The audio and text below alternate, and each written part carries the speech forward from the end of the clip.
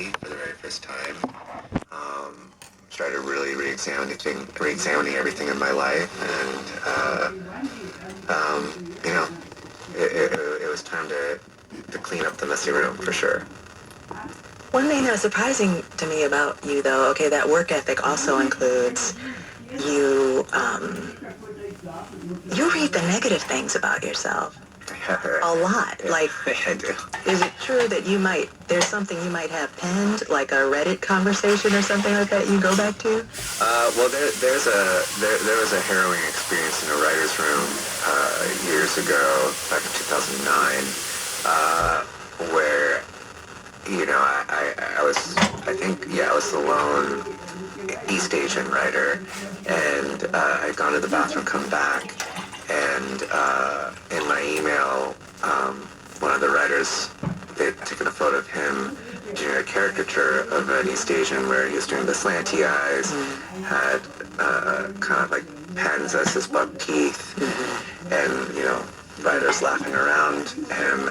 And, you know, I just kind of laughed it off in the moment. You know, I don't think people really realize today how a lot of the racism that we speak of is so recent. You know, that is kind of like within a decade and a half. You know, and I that's the thing I have favorited in my phone, where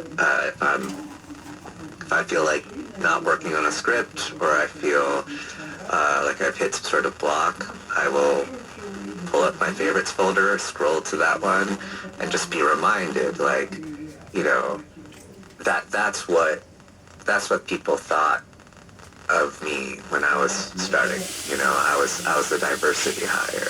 That's the most anyone expected out of me. Why do you think that fuels you versus like praise?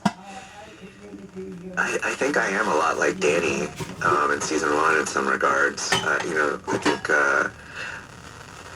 I'm trying to get better about it. I think Danny is sort of my older self. You know, Danny's got a huge chip on his shoulder, and he just feels like everyone is against him, or, you know, expecting the least out of him, and so he has this just drive to prove everybody wrong, and I think that definitely is in me, and I think it's probably an amalgamation of so many things, you know.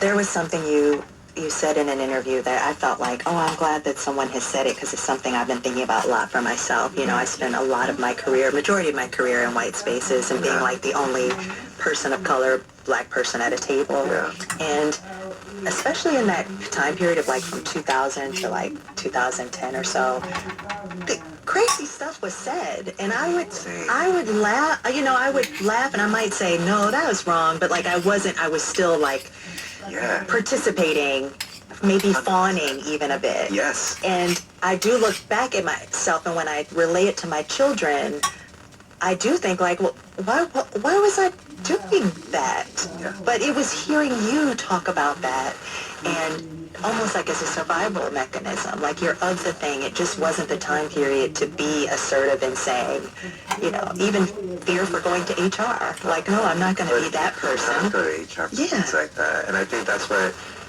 I think a lot of the current generation sort of takes for granted sometimes. Is like, you know, you look back in hindsight, and there's judgment being like, why didn't you